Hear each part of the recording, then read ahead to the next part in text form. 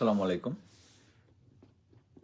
আমি প্রথমে বলি যে আনন্দবাজার যে তারেক রহমানকে নিয়ে যে একটা প্রতিবেদন তৈরি করেছে, ওটার প্রথমে স্ক্রিনশট, যেহেতু ওটা পেইড, পরবর্তীতে যে লেখাটা ছিল ওটা আমি আলাদাভাবে পোস্ট করেছি। অনেকে আবার দেখলাম বিএনপির লোকজন এমনিতে এগুলো দেখলে খ্যাপা হয়ে যায়, বা দেখলাম কয়েকজনের মন্তব্য দেখে মনে হলো এটাকে আমি লিখেছি। আমি লিখিনি ভাই, এটা আনন্দবাজার পত্রিকার প্রতিবেদন।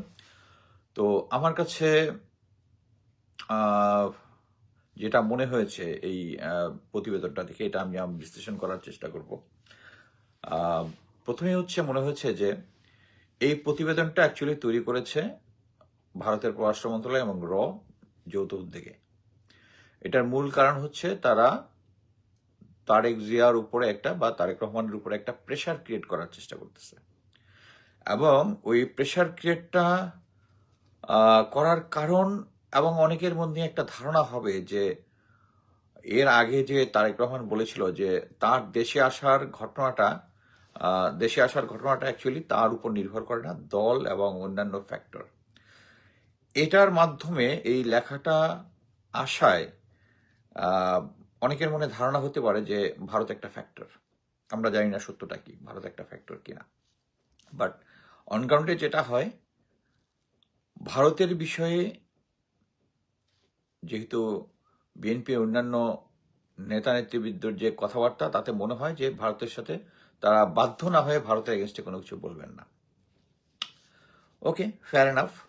কিন্তু এখানে সমস্যাটা হচ্ছে যে এতে স্পষ্ট বোঝা গেছে যে আনন্দবাজারের পত্রিকার রিপোর্টটা, যে তারেক রহমান বাংলাদেশে আসুক এটা তারা চাচ্ছেন না, এটা তারা পছন্দ করছেন না। এর আগেও আমি বলেছিলাম, সম্ভবত এখন থেকে আরো 20-25 দিন আগে, যে তারেক রহমান 24 ঘন্টার মধ্যে চলে আসবেন, এবং পরবর্তীতে তথ্যটা আমি দিয়েছিলাম। পরবর্তীতে বলেছি যে হ্যাঁ, তিনি রওনা দেন নাই। আর আমি তো বরাবরই গুজব ছড়াই, সো এটাকে এক পার্টি খুব প্রচার করেছে গুজব নিয়ে, বাট দ্যাট ডাজন্ট ম্যাটার। আমি এটা নিয়ে কেয়ার করি না। আমার কাছে যে জিনিসটা মনে হয় পাবলিকলি শেয়ার করা উচিত, আমি ওইটা শেয়ার করতেছি। ওখানে তখন কিন্তু এসএসএফ এর কাছে ইনফরমেশন গিয়েছে যে সে আসতেছে, তারেক রহমান আসতেছে। সো এয়ারপোর্টের সিকিউরিটি তখন বৃদ্ধি করা হয়েছিল। তাকে ট্রাভেল ডকুমেন্ট, টিকিট দুইটাই দেওয়া হয়েছিল, কিন্তু পরবর্তীতে সে ডিসিশন চেঞ্জ করছে। এবং ডিসিশন কারা চেঞ্জ করছে, এখন পাবলিকের মনেই হতে পারে যে হয়তো ভারত চেঞ্জ করিয়েছে। এবং এই প্রতিবেদনটা প্রকাশ করার মাধ্যমে অ্যাকচুয়ালি তারেক রহমানকে একটা এক্সট্রা প্রেশার দেওয়া হচ্ছে।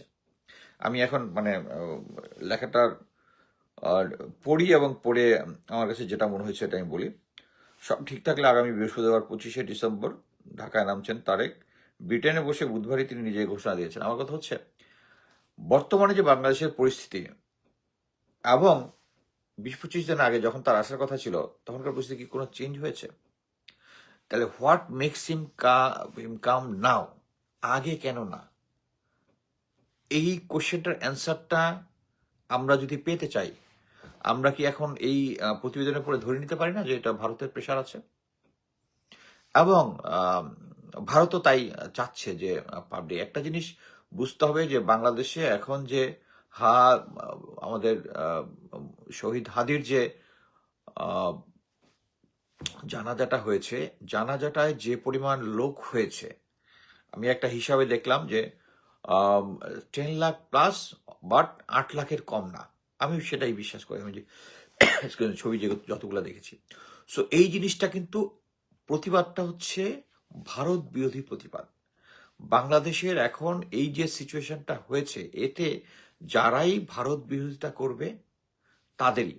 আপনি হিসাব করে দেখেন যে 71-এর পরে আমাদের দেশে একটা ধ্বংসস্তূপ ছিল, সেই ধ্বংসস্তূপ থেকে আমরা উঠেছি। উঠের পরেও আমরা 54 বছরে এখন পর্যন্ত কনফার্ম করতে পারিনি এখন ভারত বলে তাদের বিজয় দিবস, আমরা বলি আমাদের বিজয় দিবস। এবং গত 17 বছর ভারত আমাদেরকে কিভাবে নিষ্পেষিত করেছে এটা আমরা দেখেছি।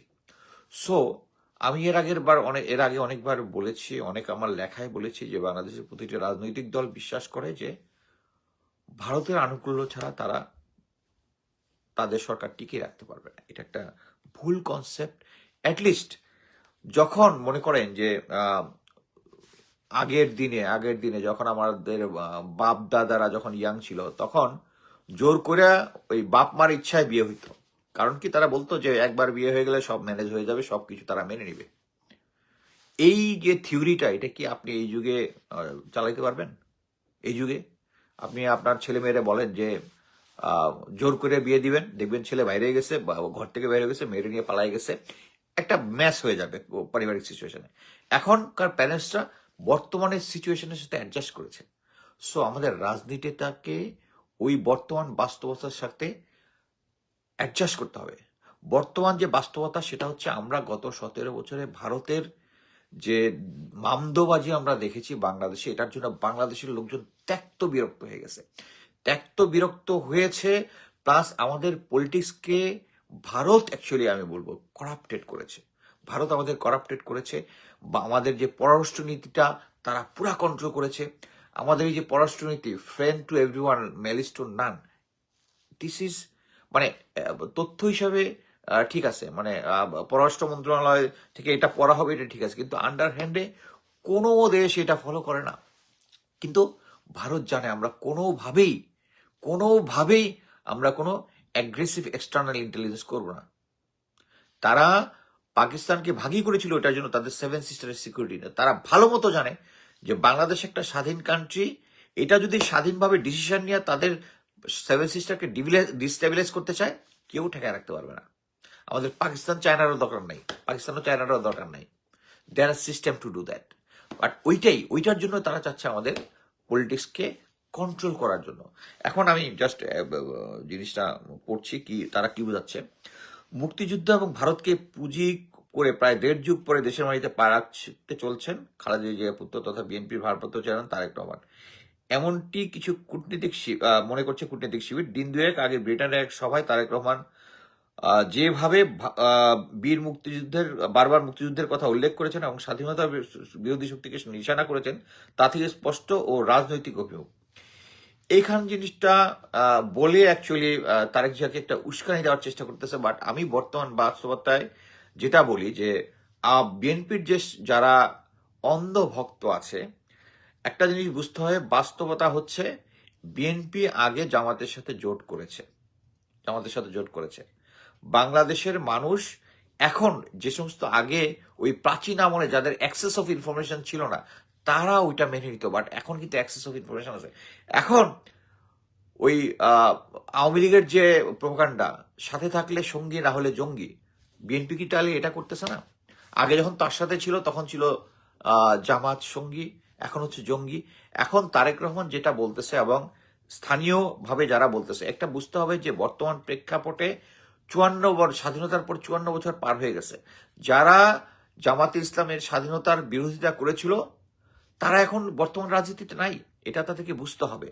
এবং বর্তমান যে প্রেক্ষাপটটা আছে, হাদি যে স্পিরিটটা প্রচার করেছে এবং যেই স্পিরিটের পক্ষে এই প্রায় 10 লক্ষ লোক যে জমায়েত হয়েছে, এটার কারণ হচ্ছে এন্টি ইন্ডিয়ান সেন্টিমেন্ট।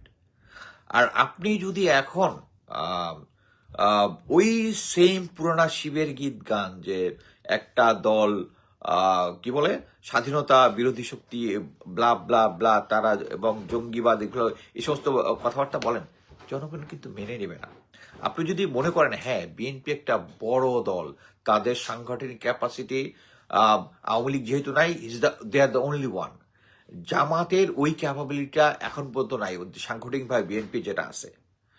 কিন্তু এখানে একটা কিন্তুটা হচ্ছে, যদি বিএনপি মনে করে যে তাদের এই সাংগঠনিক শক্তির জন্য তারা আগামী নির্বাচনে পার পেয়ে যাবে, আমার মনে হয় না। আমি মনে করি যে বিএনপির যে এই স্ট্র্যাটেজিটা ভুল। এই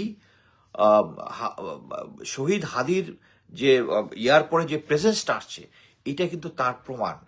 আমি মনে করি যে বাংলাদেশের রাজনৈতিক দলগুলোর এখন পলিটিক্যাল রেটরিক বাদ দিয়ে কারা এই যে সিস্টেমটা হাদি আমাদের শিখিয়ে দিয়েছে। হাদি কি শিখিয়ে দিয়েছে? হাদির ইয়াতে কেন আসছে লোকজন? হাদি শিখিয়ে দিয়েছে যে, যেখানে আমি একটা স্ট্যাটাসে বলেছি যে ওই যে আসিফ মোহাম্মদ সজীব ভুইয়া, সে বলছে 20 কোটি টাকা না হলে নির্বাচন করা যায় না। এই আধুনিক যুগের এই বিপ্লবের হয়ে এই গাধাটা এই কথাটা কেমনে বলে? আর হোয়ারেস হাদি দেখিয়ে দিয়েছে যে প্রতিদিন সে ফজরের নামাজের পরে উঠে তার এলাকার মধ্যে নির্বাচনী লোকজনের কাছে গেছে, তার কাছে লক্ষ লক্ষ টাকা নাই, তাকে কেউ স্পন্সরও করে না, সে একটা বড় সমাবেশ করতে পারবে না। কিন্তু মিডিয়াতে এইগুলো জিনিসগুলো আসছে, এটা বুঝতে হবে এইটা সেই ফ্যাসিস্ট যুগের কন্ট্রোলড মিডিয়া না। এখন প্রতিটা লোকের কাছে মোবাইল আছে এবং এই সোশ্যাল মিডিয়ার জন্যই আমরা হাদিকে জানি হাদি কিভাবে কিভাবে নির্বাচনের জন্য নিজেকে প্রস্তুত করতেছে। আমি বিএনপির কোনো লোককে কিন্তু এখন পর্যন্ত করতে দেখতেছি না। মানে এই এই প্রসেসটা যে টাকা পয়সা ছাড়া করা যায়, এটা আমাদের ভিতরে কিন্তু হাদি বিশ্বাস ধরাইছে। এবং এই বিশ্বাসটা যে স্ট্রং বিশ্বাস, আমরা পাবলিক বিশ্বাস করতেছি এই নির্বাচনের পরে, তার মৃত্যুর পরে যে জানাজাটা হয়েছে, এটা তার প্রমাণ। এবং এই জিনিসটাই তার বিরোধী শক্তি, যেটা আমি এখনো মনে করি, যেটা আওয়ামী এবং ভারতীয় মিলে হাদির মৃত্যুর পিছনে দায়ী। এবং তারা প্রমাণ করার যেটা চেষ্টা করেছে, এটা অ্যাকচুয়ালি আমি বলবো ব্যাক ফায়ার করেছে। এবং এই হত্যার কারণে আমাদেরকে আরো সবাইকে ইউনাইটেড করেছে। এবং আমার মধ্যে একটা ফিলিংস আসছে যে হাদির যে স্পিরিট, এই স্পিরিট বিএনপি ধারণ করতেছে না। ভুল স্ট্র্যাটেজি, একটা পলিটিক্যাল ভুল স্ট্র্যাটেজি। হাদির এই স্পিরিটটা আপনাদেরকে এই শিলং সালাউদ্দিন এসে দুইটা লম্বা লম্বা কথা বলবে নিয়ে, এটা কেউ বিশ্বাস করবে না। কারণ সে মানে এখন আর সেই যুগ নাই। আমি নিজে একটা গল্প শুনেছিলাম, আমাদের কি বলে শেরে বাংলা একই ফজলুল হক, উনি কিন্তু গ্রেট পলিটিশিয়ান ছিলেন এবং ভেরি স্মার্ট ম্যান ছিলেন। সে কোনো একটা এলাকার মধ্যে ওই জায়গায় তার ভোট দরকার, ওই জায়গার কি আগে চেয়ারম্যান ছিল, ওই চেয়ারম্যানের কবরটা কোথায় আগে লোকজন একটা খবর দিচ্ছে, ফার্স্টে গিয়ে ওই কবরে হিট করছে, গিয়ে তার জন্য দোয়া দৌড়ি শুরু করছে। সাথে সাথে চেয়ারম্যানের ছেলে আসছে, তখন বললো তোমার বাবার সাথে তো আমার এই সম্পর্ক, ওই এলাকার পুরা ভোট তার। That's the politics. এই যুগে এই পলিটিক্স চলবে না। এই যে শিলং সালাউদ্দিন যে রাস্তা বন্ধ করে রাস্তার মধ্যে দোয়া ধরছে, এটা কেউ খায় নাই, কেউ খায় নাই, এই জিনিসটা কেউ খায় নাই। কিন্তু হাদিবটা কিন্তু খাইছে। যে জিনিসটা মন থেকে আসে, এটা পাবলিক জানে। সো আমি মনে করি যে বিএনপি এখন পর্যন্ত ওইটা করে নাই। এই যে এই লেখাটার মধ্যে আছে যে তারা চাচ্ছে যে বাংলাদেশকে ঘাঁটি করে যাতে 7 সিস্টারের মধ্যে কোনো সন্ত্রাসী কাজ করতে না পারে। আপনার বিএনপির এই নির্বাচনী ম্যানিফেস্টোর মধ্যে এটা থাকার কোনো দরকার নাই। আপনি যদি এটা রাখতে চান, ওকে, আমি রাখতে চাই যে ভারতে কোনো বিচ্ছিন্নতা করবে না, তাহলে ওইটাও বলেন যে 25শে ফেব্রুয়ারিতে যে কয়জন ভারতীয় কমান্ডোর লোকজন আমাদের অফিসারদেরকে মারছে, পিলখানা হত্যাকাণ্ডের, ওইটারও আমি বিচার চাবো এবং আন্তর্জাতিক আদালতে যাব। দুইটাই বলেন, তাহলে এটা ইভেন হবে।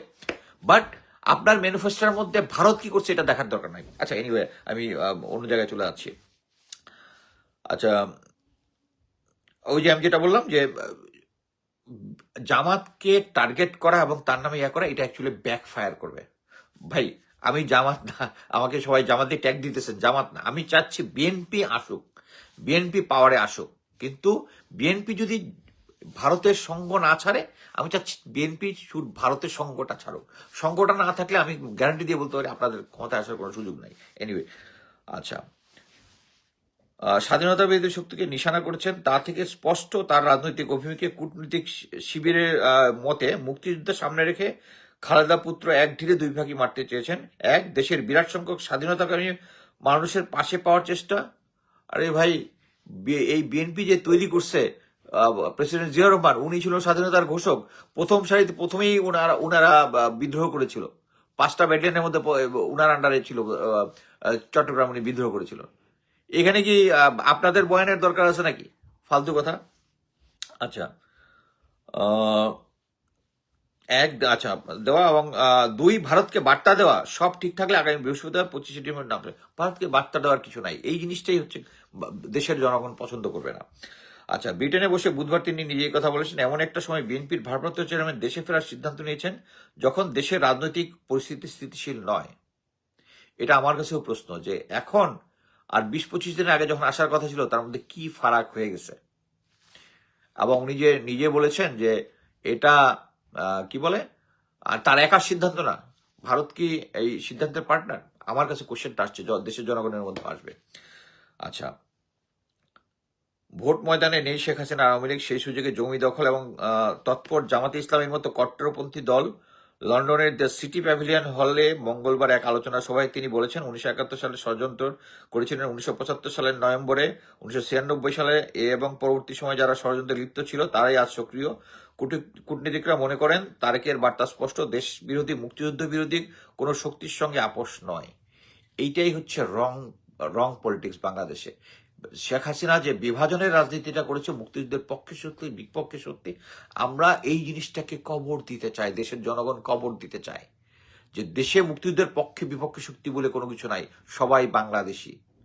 জামাতে ইসলাম যে মুক্তিযুদ্ধের সময় যে বাংলাদেশের বিরোধিতা করছে, এটা তাদের ভুল সিদ্ধান্ত ছিল, তারা ভুল সিদ্ধান্ত এটা স্বীকারও করেছে। এখন আমরা সামনের দিকে এগিয়ে যাব, কোনো ভেদাভেদ নাই। ভেদাভেদ হচ্ছে ভারত যে পার্টি জামাতে ইসলামের বিরুদ্ধে লাগাবে এবং মুক্তিযুদ্ধ বোঝা যাবে এটা কার বায়ান, ইন্ডিয়ার বায়ান, আওয়ামী লীগের বায়ান। যেইটা খাবে সে আওয়ামী লীগের দোসর। দেশের জনগণের মধ্যে এই জিনিসটা আসছে, সো এই অ্যাপ্রোচটা ভুল।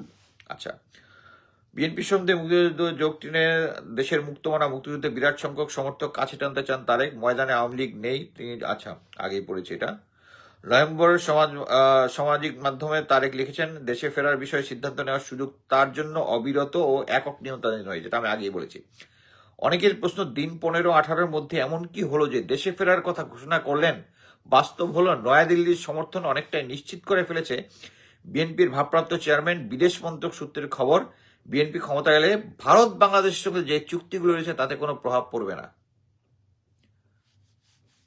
এটা যদি আমি বর্তমান পরিস্থিতি যেটা বলি, যদি আপনারা এসে সরকার গঠনও করেন, এই চুক্তিগুলো দিয়ে কোনো কাজ না করেন, জনগণ আপনাকে এটা সাপোর্ট করবে না। চুক্তিগুলো তাতে কোনো প্রভাব পড়বে না এবং বাংলাদেশের মাটিকে কোনোভাবে ভারত বিরোধী কাজে ব্যবহার করতে দেওয়া হবে না। বর্তমান পরিস্থিতিতে বিএনপির রাজনীতি হবে এইটার ব্যাপারে কোনো মুখ ন খোলা। ভারত আমাদের বন্ধু, ভারত নির্বাচনী ম্যানিফেস্টোর মধ্যে কোনো সাবজেক্ট না। ইন জেনারেল বলে দেওয়া যাবে যে কি বলে যে আমরা প্রতিবেশীর সাথে সুসম্পর্ক বজায় রাখবো। ইটস এ পলিটিক্যাল কূটনৈতিক স্টেটমেন্ট, পরবর্তীতে কি হবে দেখা যাবে। আচ্ছা,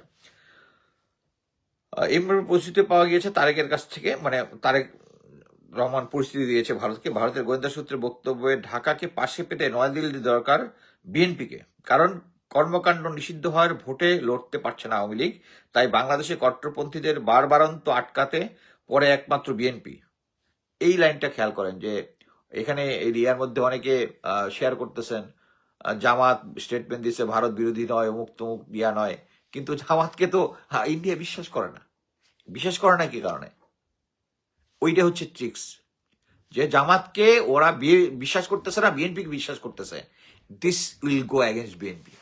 আচ্ছা, তাই বাংলাদেশের কট্টরপন্থীদের বারবারন্ত আটকাতে একমাত্র বিএনপি। নির্বাচনের মাধ্যমে খালেদার দল ক্ষমতাসীন হলে বাংলাদেশ ভারত বিরোধিতা তৎপর রাশ টেনে যাবে, তাই আওয়ামী লীগের সঙ্গে সখ্য থাকা সত্ত্বেও অবস্থা বুঝে ব্যবস্থা হিসাবে তারেকের পাশে থাকতে হচ্ছে নয়াদিল্লিকে। এখন আমার কাছে যেটা মনে হয়েছে যে বিএনপির একটা স্ট্রং স্টেটমেন্ট দেওয়া উচিত এই স্টেটমেন্টের এগেইনস্টে, যে তাদের সাথে তাদের কোনো সম্পর্ক নাই, তারা মন গড়া গোয়েন্দা তথ্য দিছে, এই করছে। অ্যাটলিস্ট এই জিনিসটা ভারতকে কিন্তু ওই যে মানে ভারত যে কূটনীতিরা হচ্ছে, তারা যখন জানে যে এই পার্টি হচ্ছে দুর্বল, তারা কোনো করবে না, রিটালিয়েট করবে না, তখন তারা একটার উপর চালিয়ে যাবে। বিএনপির উচিত এই মুহূর্তে, তাদের যদি চুক্তি হয়েও থাকে, আমি জানি না কি হচ্ছে, কিন্তু অন গ্রাউন্ডে আমরা দেখতেছি ভারত বান্ধব বিএনপির লোকজন এবং এই যে হাদির হত্যার ঘটনা এবং পরবর্তী সময় সবাই মার্ক করেছে, আমি নিজেও মার্ক করেছি, BNP not taking the spirit of Hadi. এইটা বর্তমানে একটা নেগেটিভ পয়েন্ট। সো আমার কাছে যেটা মনে হয়েছে যে এটার মাধ্যমে দেশের জনগণ বুঝবে যে ভারতের সাথে বিএনপির একটা আন্ডারস্ট্যান্ডিং হয়েছে। আমি জানি না হয়েছে কি হয় না, এরা যে হয়নি এবং তারা এটার সাথে ভারতের সাথে কোনো আন্ডারস্ট্যান্ডিং যায়নি, এটা যদি জনগণকে তারেক রহমান বিএনপি যদি বুঝাতে না পারে, আপনাদের সামনের নির্বাচনে আপনারা ভালো ফলাফল যেটা আশা করতেছেন এটা নাও করতে পারেন। সিম্পল। এটা আর বলি, ওই যে আগে যে ঘটনাটা বললাম, যে আগের দিনের মতো ছেলে আর মেয়েকে জোর করে বিয়ে দিয়ে দিলেই তারা একসাথে ঘর করবে, ইটস নট দ্যাট। বর্তমানে সোশ্যাল মিডিয়ার যুগ। আপনি একটা জিনিস বুঝে রাখেন, গত 16 বছরে সোশ্যাল মিডিয়া স্ট্রং হয়েছে। এর আগে নির্বাচনগুলোতে সোশ্যাল মিডিয়া স্ট্রং ছিল না, আমরা সাথে জানতে পারতাম না। হ্যাঁ, তখন মোবাইল ছিল, মোবাইলে আর social media is two different ball game. এই যুগে যখন একটা ইনফরমেশন সাথে সাথেই ভাইরাল হয়ে যায়, সেখানে এই যে আনন্দবাজারের যে রিপোর্টটা, এটা এক হচ্ছে নিজে থেকে ভাইরাল হবে, এবং আপনারা যেরকম জামাতে সবকিছু নিয়ে প্রচার করেন, তারাও প্রচার করবে। আমিও প্রচার করেছি, কারণ আমি এটার ব্যাখ্যা দিব তাই। এবং আমার কাছে যে একটা ব্যাখ্যা মনে হচ্ছে, এই ব্যাখ্যাটা তাদের মনে করা উচিত, এবং জামাত এই বিএনপির উচিত। তারা যে ভারতের সাথে কোনো চুক্তিতে আবদ্ধ নাই, এটা জনগণকে বিশ্বাস করানো। আর বিশ্বাস করাতে যদি না পারে, শুধু তাদের সাংগঠনিক তারা বড় এবং এটার উপর নির্ভর করে তারা জিতে যাবে, ইজ নট দ্যাট। আমি একটা জিনিস বলি, সেনাবাহিনী ডিপ্লয়েড থাকবে। সেনাবাহিনীর লেফটেন্যান্ট কর্নেল বিলো, তারা কোনো সিনিয়রের আদেশে কোনো দলকে, জেনারেল আজিজের মতো, জেনারেল আজিজ যে কাজটা করেছিল, জেনারেল আজিজ কি করেছিল, 50-60 জন অফিসার যারা নেক্সট মেজর থেকে লেফটেন্যান্ট কর্নেল হবে, এদেরকে পাঠাইছে যে তোমাদের র্যাঙ্ক পাবো হচ্ছে তোমাদের সামনের যে নির্বাচনে তোমাদের দায়িত্ব দেখে। ওই ছেলেগুলা কি করছে, যেহেতু সামনে তাদের প্রমোশন বোর্ড ছিল, এটা একটা ডিসগাস্টিং যারা অফিসাররা এটা করেছে, এটাতে ইনফ্লুয়েন্স হয়েছে, আমি তাদের নিন্দা জানাই, কিন্তু ওটা করেছিল। যার ফলে আপনারা গ্রাউন্ডে দেখেছেন জনগণ একটা পিকআপের দিকে দৌড়ে যাচ্ছে আওয়ামী লীগের পান্ডাদের জন্য ভোট না দিতে পারে। কিন্তু এইবার এই জিনিস হবে না, আপনি গ্যারান্টি থাকেন, এইবার এই জিনিস হবে না। অলরেডি সেনাবাহিনীর ভিতরে জুনিয়র অফিসারদের সাথে আমার ভালোই কানেকশন আছে, তারা গ্রাউন্ডে এই জিনিসটা হইতে দিবে না, উপর থেকে যত আদেশই হোক। সো আমি একটু আগ বাড়ায় বলতে চাই যে বাংলাদেশের দরকার হচ্ছে নেক্সট ইলেকশনটা একটা সহি, ফ্রি অ্যান্ড ফেয়ার ইলেকশন। এখানে যারা ভোট কেন্দ্র দখল করতে যাবে, সেনাবাহিনী যদি শুট করে, হ্যাঁ, যা শুট টু কিল, যে বাংলাদেশের, কারণ এগুলা যারা করবে তার হচ্ছে ভারতের দালাল, কারণ ভারত চাচ্ছে এটার মধ্যে করতে। যারা ভারতের দালাল গ্রাউন্ডে করবে, তাদেরকে গুলি করলে জনগণ তাকে সাপোর্ট দিবে। ভোট কেন্দ্রে দখল করবে, ভোট কেন্দ্রের মধ্যে গন্ডগোল করবে যারা আছে, তারা চোখ বন্ধ করে তারা হচ্ছে ভারতের দালাল। এটা যদি জামাতও করার চেষ্টা করে, শুট দেম এনিবডি, দল মত নির্বিশেষে। যারা সামনের ভোটকে গন্ডগোল করার চেষ্টা করবে, সেনাবাহিনী, আইনশৃঙ্খলা বাহিনী, জনগণ সাপোর্ট দিবে, কারণ জনগণ ত্যক্ত বিরক্ত হয়ে এখন চাচ্ছে আমাদের নিজস্ব একটা সরকার, যারা কোনো প্রতিবেশীর চোখ রাঙানিকে দিয়ে তারা নিজেদের ডিসিশনটা নিতে পারবে। সো আমি মনে করি বিএনপির উচিত তাদের প্রমাণ করা যে তাদের সাথে ভারতের কোনো সংযোগ নাই, তাদের কোনো আন্ডারস্ট্যান্ডিং নাই। আদারওয়াইজ আপনাদের সামনের নির্বাচনে আমি মনে করি না আপনারা যে প্রত্যাশিত ফলাফল যেটা করতে পারবেন। আচ্ছা, এনিওয়ে, আজকে যেহেতু টাইম আছে, কোনো প্রশ্ন থাকলে। বিএনপির পেজ থেকে অনবরত প্রবন্ধ ছড়াচ্ছে, প্রথম আলো, ডেইলি স্টার নাকি ছাত্র শিবিরে আগুন দিয়েছে। এটা পাবলিক তো খাচ্ছে না, এটাই হলো কথা। ভাই, আপনি কি বিএনপিকে নসিহত দেন? ওরা সবার থেকে বেশি বুঝে, আপনি অনেক বড় মাপের মানুষ। না ভাই, আমি বড় মাপের মানুষ না। আমার কাছে যেটা মনে হয়, বিদেশে আছি, সপ্তাহে 60 ঘন্টার উপরে আমি কাজ করি, তারপরেই আমি দেশের জন্য নিজের ইচ্ছাতেই করার চেষ্টা করি। যে কোনো কোয়েশ্চেন আছে কিনা? আমরা আনন্দবাজার দেখতেছি, এগুলো সব রাবিশ। হ্যাঁ, আনন্দবাজার সব রাবিশ, কিন্তু এখান থেকে আমাদেরকে নিতে হবে। এখান থেকে এর মাধ্যমে বিএনপির সাথে, আমি যেটা বলেছি, বিএনপির সাথে ইন্ডিয়ার একটা আঁতাত আছে। এই লেখাটা আমি বুঝেছি। আমি যদি বুঝি, আমি এটা নিয়ে বিশ্লেষণ করবো, কারণ আমি চাই না বাংলাদেশে আগামী যে নির্বাচন যেটা হবে, যারা ক্ষমতায় আসবে তারা ভারতের সাথে কোনো থাকুক। কারণ তারা আমাদের 57 জন অফিসারকে মেরেছে, আমাদের অফিসারদেরকে করাপ্ট করেছে। আমাদের দেশের 5টা জেনারেল এখন পালায় ভারতে আছে, 5টা জেনারেল। তারেক রহমান বলতে পারে যে আমি যদি ক্ষমতায়, হ্যাঁ, উনি বলুক না যে ক্ষমতায় আসলে ওই 5টা জেনারেলকে দেশের নিয়ে এসে বিচারের আওতায়, তাদের বিচার করব, বলুক, সব গিয়া ভোট দিব, তার নামে ক্যাম্পেইন শুরু করবো আমি। ওকে, আর কিছু? বিএনপি পরিষ্কার কথা বলতে হবে। ওকে ভাই, যা আছে, আমি অভ্যস্ত হয়ে গেছি বিএনপির ছাত্রীদের কথা শুনে, গালিগালাজ শুনে। আমি গত 5 বছর ধরে সিজন। সো আমি আশা করব যে বিএনপি আমাদেরকে বিশ্বাস করাবে যে তাদের সাথে ভারতের কোনো আন্ডারস্ট্যান্ডিং চুক্তি নাই। কারণ বাংলাদেশের এখন রাজনীতি হচ্ছে, যারাই আমরা আধা পেট খেয়ে থাকতে রাজি আছি, কিন্তু ভারতের গোলামি করতে রাজি না। এবং আমি একটা ইয়াতে বলছি যে ওদের সাথে ট্রেড ডেফিসিট হচ্ছে, ওরা 9 to 10 বিলিয়ন আর আমাদের হচ্ছে 1 to 2 billion. They will be loser আমরা যদি তাদের এম্বাসি বন্ধ করে দিয়ে বা অন্যান্য কিছু করি। সো সবশেষে আমি আবার হাদির জন্য দোয়া করি, আল্লাহ তাকে বেশ নসিব করুন, ক্ষমা করুন। এবং এত মানুষের ভালোবাসা পেয়ে, মানে it's a glorious death, glorious death. মানুষ শহীদের মৃত্যু কামনা করে, উনি শহীদ পেয়েছেন, এত জনগণের ভালোবাসা পেয়েছেন, আলহামদুলিল্লাহ। হিংসা হয়, তার মতো একটা মৃত্যু পাওয়া ভাগ্যের ব্যাপার। আলহামদুলিল্লাহ। আসসালামু আলাইকুম।